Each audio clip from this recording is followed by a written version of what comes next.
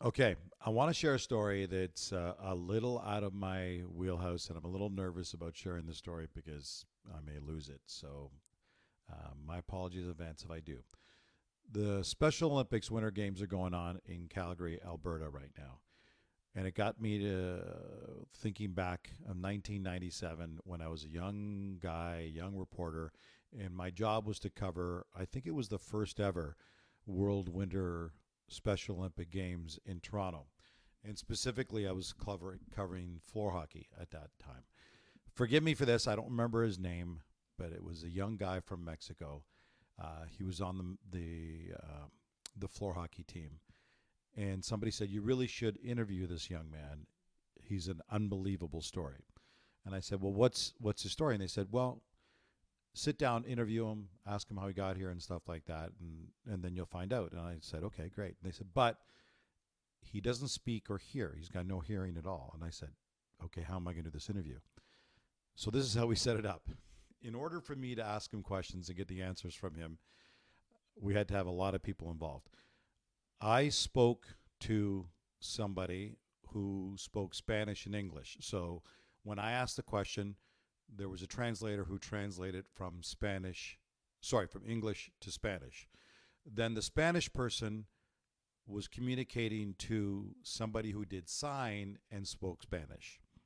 And then the person who did sign and spoke Spanish would then sign to this young man. And then it would go backwards. And when he answered, he would sign to the person who spoke Spanish and signed, and then the person who spoke Spanish and English would translate it to English, and then we'd go back and forth. So as you can imagine, it took a little while to actually. Um, oh boy,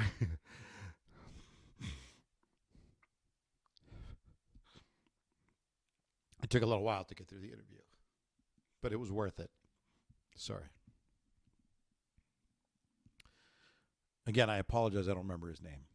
Um, he was in his early 20s, um, and because he couldn't speak and he had no hearing, he was shunned by his father.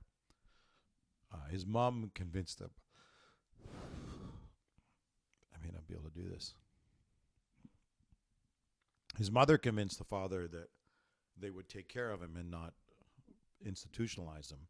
But the father said, "Fine, but he's not staying at my house." So he actually stayed in a small building behind their home.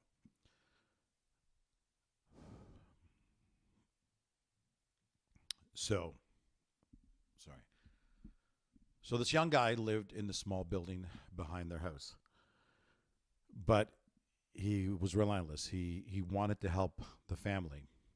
He wanted to help the family. So what he did was he started selling newspapers in downtown Mexico City. If you know Mexico City, you know what Mexico City's like. It's huge, it's bustling, it's jammed.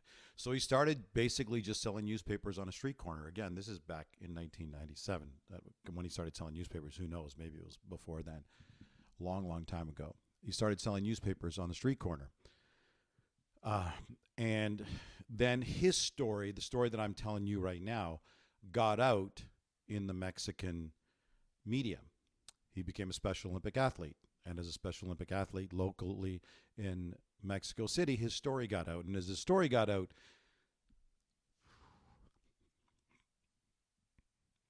people began only wanting to buy their newspapers from him. So he went from selling a small amount of newspapers every day to a larger amount and larger amount and larger amount of newspapers to the point where he was making a lot of money, and his story grew and people knew what was going on and what was happening.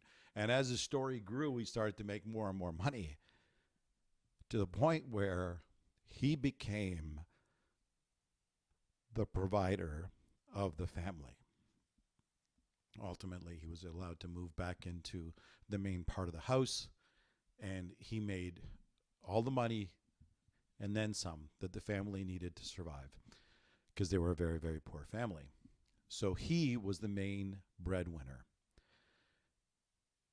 And I asked him as part of the story, I said, "Where did you get the courage to do this?" And he said a big thing for him, obviously, was his mother's support.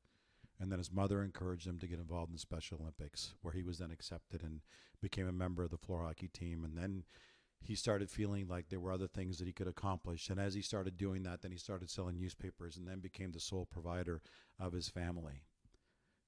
To hear the story of what this young man was able to overcome, again, he couldn't hear and he couldn't speak, overcome to the point where he was proudly the main breadwinner for their family, was unbelievable. And in the 30 or so years that I've worked with Special Olympics since then, the number of stories I've heard over and over and over again of young men and women given the opportunity through the format of the Special Olympics to build some confidence, to find a place where they belong, to find a place where they're accepted and can really achieve the kind of goals that every other young man and woman wants to kind of achieve. Just an ability to compete, an ability to make friendships, an ability to participate, and it changes lives.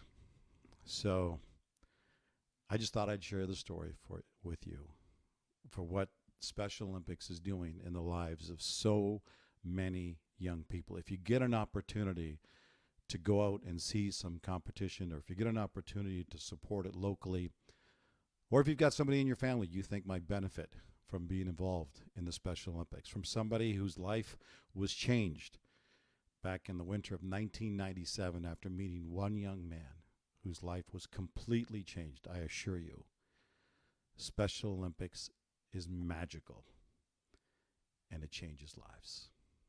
Thanks for allowing me to share.